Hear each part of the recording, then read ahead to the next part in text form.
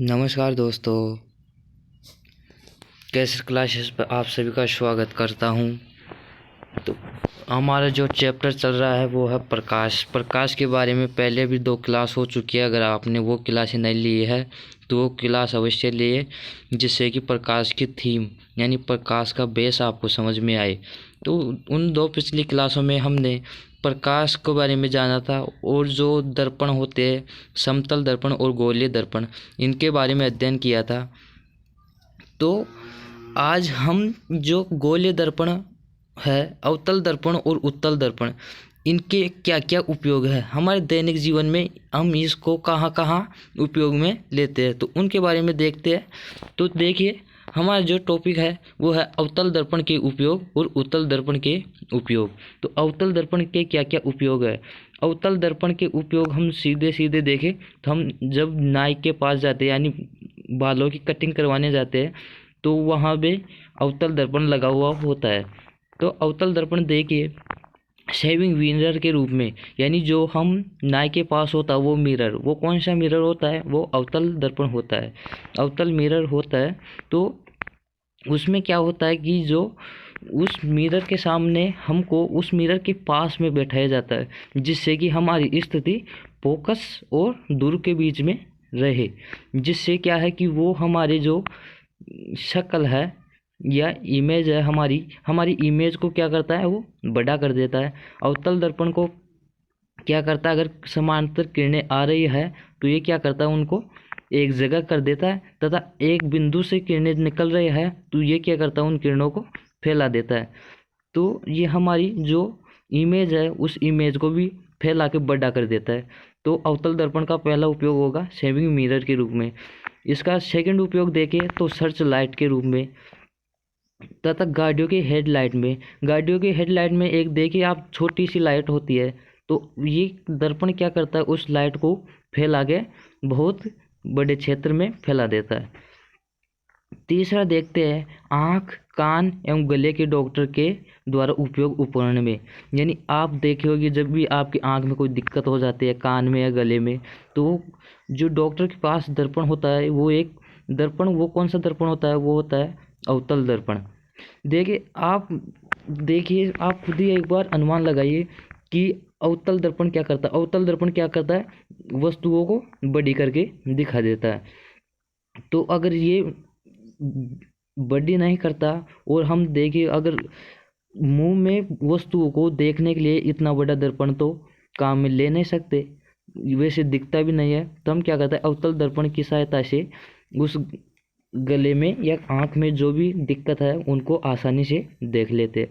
तथा solar cooker के परावर्तन में, जैसे कोई भी आपको बताया कि जब कोई प्रकाश किरणें समांतर आती है तो क्या है, ये दर्पण एक जगह एक बिंदु पर केंद्रित कर देता है, तथा एक बिंदु से निकलती है तो उनको क्या करता है, फैला देता है। तो सोलर यानी सूर्य से जो प्रकाश किरणें आती है तो उससे कुकर के रूप में भी उपयोग किया जाता है, यानी खाना पकाने के रूप में।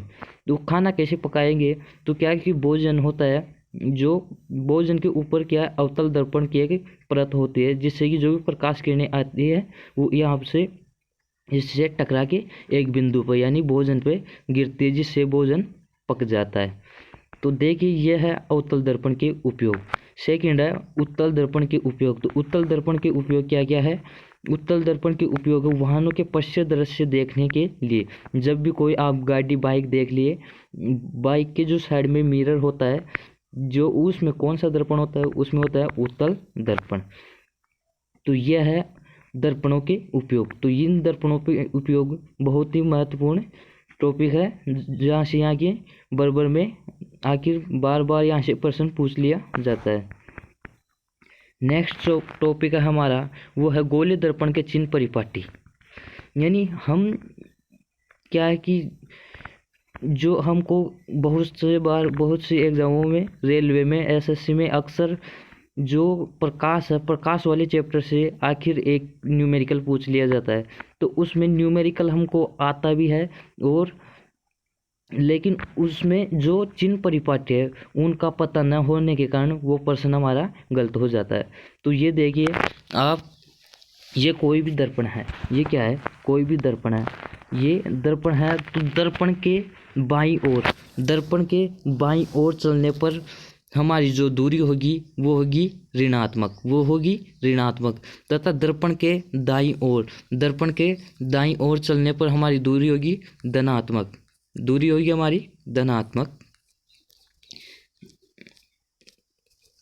हमारी दूरी धनात्मक होगी, तथा दर्पण के बाईं ओर चलने पर दूरी ऋणात्मक होगी। अब देखते हैं, जैसे आप खड़ा हो जाइए और अपने हाथों को फैला लीजिए, तो आप देखते हो आप अपने दाएं हाथ को महत्व ज़्यादा देते हो, तो दाईं ओर क्या रहेगा, पॉजिटिव, और बाएं हाथ को महत्व कम देते हो आप। महत्व वैसे तो दोनों का बराबर है, इक्वल है, लेकिन उपयोग में आप दाएं हाथ को ज़्यादा लेते हो और बाएं हाथ को कम लेते हो। तो इसी प्रकार इनको याद रखने का तरीका होगा, लेफ्ट हैंड होगा वो होगा ऋणात्मक, नेगेटिव, और जो राइट हैंड होगा वो होगा पॉजिटिव। राइट का मतलब क्या होता है, सही मतलब पॉजिटिव। ठीक है। अब आप देखोगे ऊपर, अगर वस्तु की ऊंचाई मापे तो आप ऊपर की ओर, यानी जो अक्ष है उससे ऊपर की ओर वस्तु की ऊंचाई मापोगे, वो होगी धनात्मक। यानी कोई भी अगर ग्रोथ करता है उसे क्या बोलते हैं, धनात्मक। जो नीचे की ओर गिरता है उसे क्या बोलते हैं हम, ऋणात्मक। यानी कोई भी है व्यक्ति समझ लीजिए आप, तो वो क्या है, ग्रो कर रहा है यानी ऊपर की ओर बढ़ रहा है, और तथा कोई व्यक्ति नीचे की ओर यानी कमजोर होता जा रहा है, यानी वो नीचे की ओर गिर रहा है। तो नीचे की ओर गिरने को हम क्या बोलते हैं, नेगेटिव, तथा ऊपर ग्रोथ करेगा उसको पॉजिटिव। तो ये हमारे चिन्ह परिपाटी है, वो याद रखने का तरीका है। यदि हम कोई भी दूरी दर्पण के दाईं ओर की नापेंगे तो वो होगी पॉजिटिव, तथा बाईं ओर की दूरी मापते हैं तो वो होगी ऋणात्मक। तथा हम जो अक्ष है उससे ऊपर की ओर वस्तु की ऊंचाई मापते हैं, या बिंब या प्रतिबिंब की ऊंचाई मापते हैं तो वो क्या होगी, पॉजिटिव, जबकि नीचे की ओर मापते हैं तो वो होगी नेगेटिव। ठीक है। तो ये हमारे चिन्ह परिपाटी चिन्ह है, जिनसे कि हमें क्वेश्चन आते हुए भी आखिर गलत हो जाता है। तो ये हमारे लिए बहुत इम्पोर्टेंट रहने वाला है। नेक्स्ट है दर्पण सूत्र एवं आवर्धन। दर्पण सूत्र एवं आवर्धन, तो ये एक फॉर्मूला है जो कि आखिर प्रश्न यहाँ से पूछा जाता है। तो ये है 1/u + 1/v बराबर 1/f। यहाँ पे u है, u क्या है, यहाँ पे u है, ये है बिंब यानी वस्तु और दर्पण के बीच की दूरी क्या है, बिंब और दर्पण के बीच की दूरी। सेकंड वाली है 1/v। 1/v है, ये है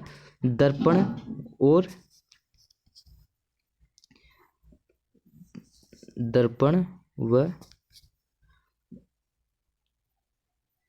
प्रतिबिंब।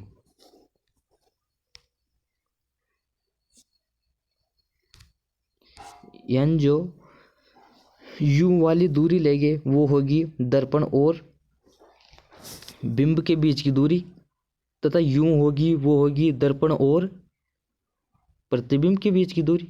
और जो f है, फोकस दूरी है, ये होगी दर्पण और फोकस बिंदु के बीच की दूरी। तो यह आपका दर्पण सूत्र है, जिससे आखिर एक न्यूमेरिकल पूछ लिया जाता है। और अगला एक और है आवर्धन का। तो आवर्धन से भी आपको कई बहुत से बार प्रश्न पूछ लिया जाता है। तो आवर्धन क्या होता है, प्रतिबिंब की ऊंचाई अपॉन बिंब की ऊंचाई। तो यहाँ देखोगे m बराबर ऑब्जेक्ट अपॉन इमेज। तो इन्हीं पे आधारित हम क्वेश्चन देखते हैं। तो देखिए, यानी उस उत्तल दर्पण की फोकस दूरी ज्ञात कीजिए जिसकी वक्रता त्रिज्या 32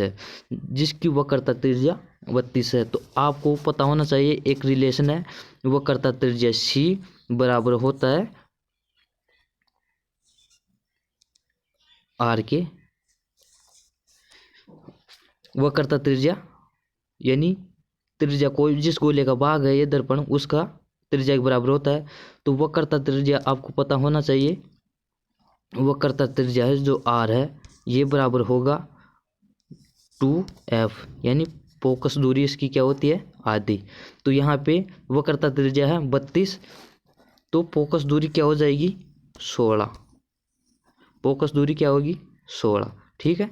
जो हमारा नेक्स्ट क्वेश्चन है वो है कोई अवतल दर्पण आमने सामने 10 सेमी दूरी पर रखे किसी बिंब का 3 गुना आवर्धित बड़ा है, वास्तविक प्रतिबिंब बनता है, प्रतिबिंब दर्पण से कितनी दूरी पर है।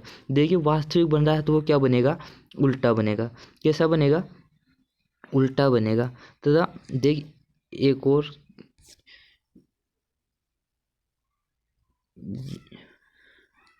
देखिए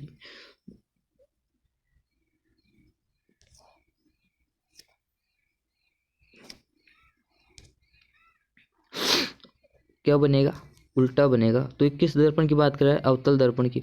तो आपको पता आवर्धन कितना गुना बन रहा है 3 गुना। आवर्धन कितना गुना बन रहा है 3 गुना बराबर क्या हो जाएगा आपका प्रतिबिंब दर्पण से कितनी दूरी पर है। तो आप इसका एक सूत्र है आवर्धन का, वो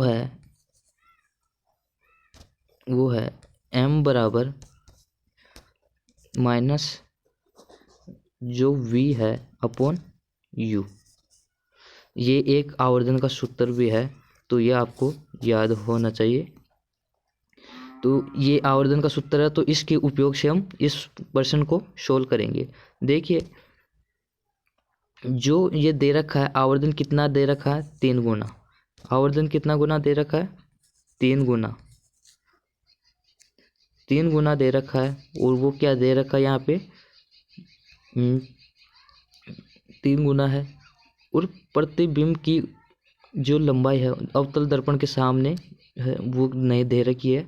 तो ये यहाँ पे ये हमारे पास होगी ये v ऐसे कैसे, यानी ये v ऐसे कैसे माइनस अपॉन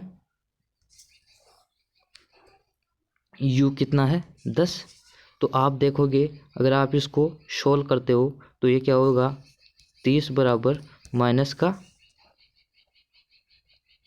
v। तो यहाँ पे जो ये पूछ क्या रहा है प्रतिबिंब दर्पण से कितनी दूरी पर है, तो वो है 30 सेमी पर।